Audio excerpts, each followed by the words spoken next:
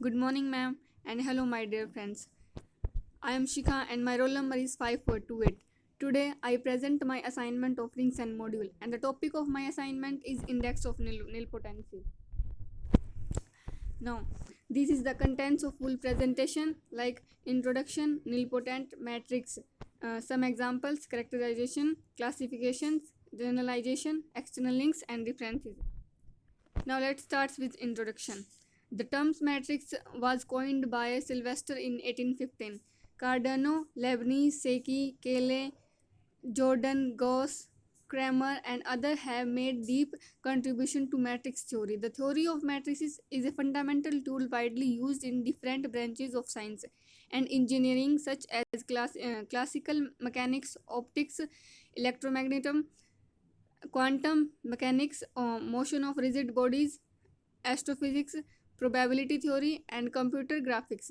The standard way that matrix theory gets applied is by its role as a representation of linear transformation and in finding solution to a system of linear equations.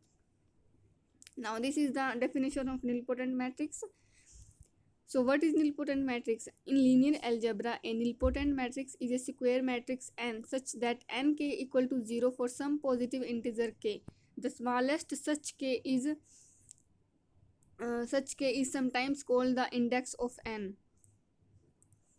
Okay.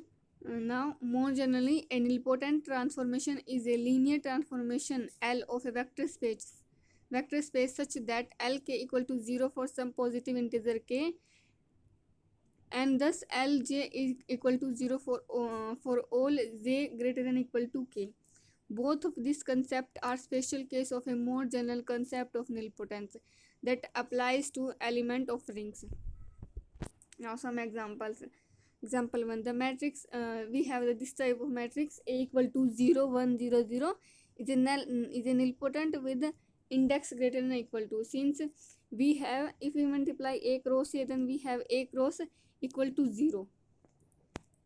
Now second example, more generally, any triangular matrix 0 along the main diagonal is nilpotent with index less than equal to n. For example, the matrix B, we have this type of matrix like this, B equal to this is nilpotent with B square this and B cube this, and finally we have B4 equal to 0.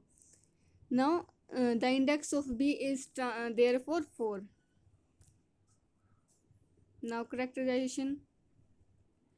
For an n cross n square matrix n with real or complex entries, the followings are equivalent. First, n is nilpotent. Second, the characterization polynomial for n is determinant x1 minus n equal to xn.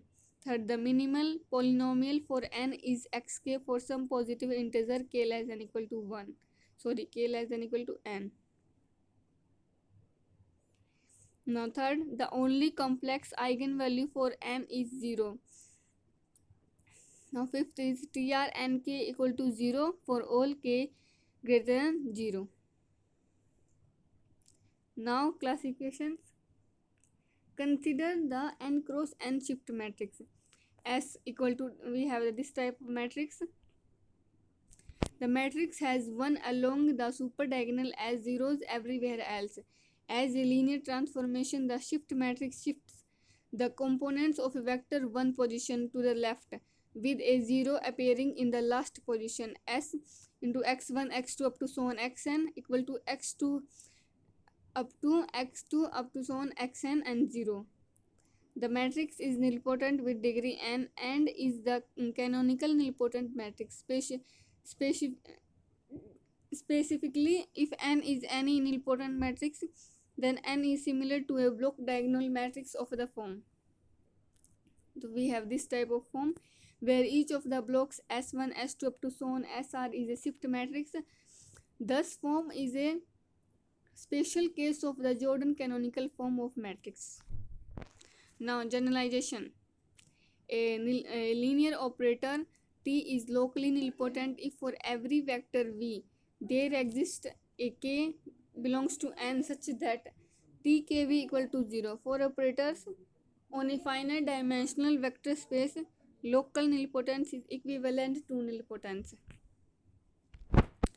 Now some external links related to the topics. Now these are the differences of the topic.